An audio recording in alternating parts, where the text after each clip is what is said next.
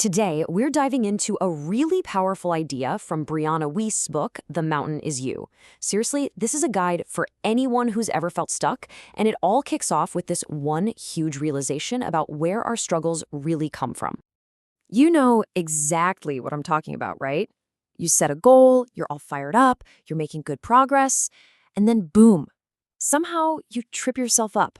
Maybe you start procrastinating, or you pick a fight with someone that just completely kills your focus. It's almost like there's this invisible force just yanking you right back to the starting line.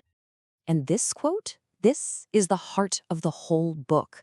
It completely flips the script on what we think our biggest challenges are. It's not your job, it's not your bank account, it's not just bad luck.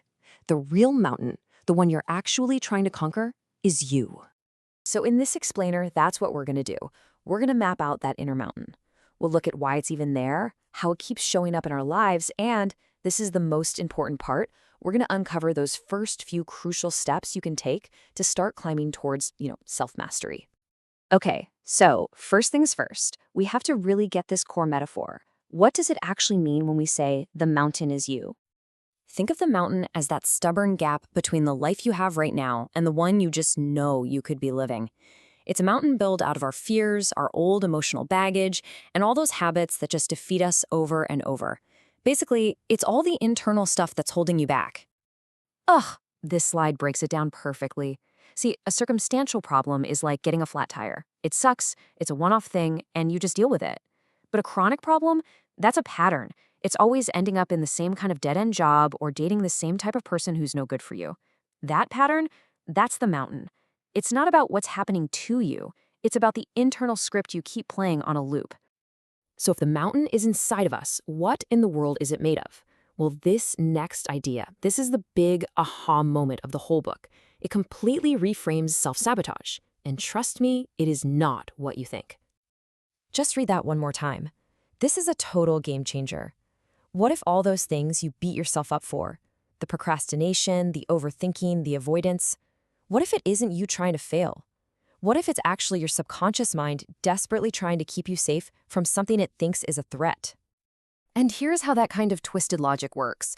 I mean, why would anyone sabotage their own success? Well, because success means people are watching you, maybe they're even jealous. Staying small feels so much safer. And why avoid love?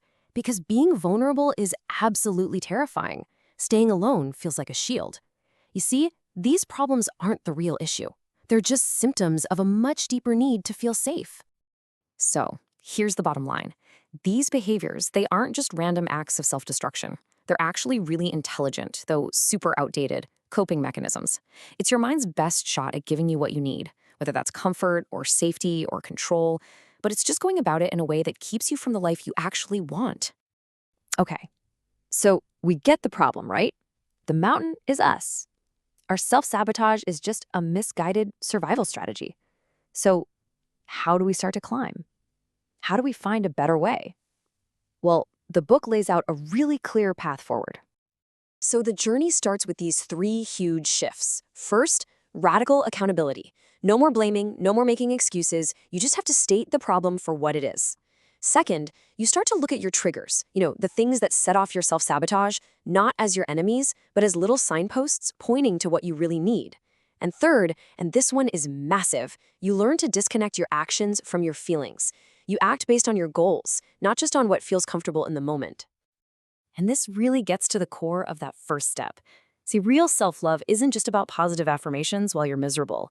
It's having the guts to finally say, you know what, this isn't working, and deciding that you deserve way better. It's a declaration. It's a promise to yourself that you are done settling. So, we've talked about the what and the why. Now let's get super practical. What's the one thing you can do right now to take your very first step up that mountain? Seriously, just take a second and think about it. What's your go-to pattern? Is it procrastination? Is it picking fights? Is it overspending? Just being able to name it without judging yourself for it, that is the beginning of taking your power back. And look, if you walk away with only one thing from this entire explainer, please let it be this. The moment you realize that the biggest obstacle is inside you, that's not a moment of defeat. That is a moment of total liberation. Because if the problem is you, guess what? The solution is you too. You have the map. You set the pace. You have all the power to change it. So here's your challenge. This is your very first step on the climb. Sometime today, take 5 minutes. That's it. Grab a pen and paper and just write down every single thing that's making you unhappy. Don't analyze it, don't make excuses for it, just get it out of your head. This is the first step out of denial and into clarity. This is how the climb begins.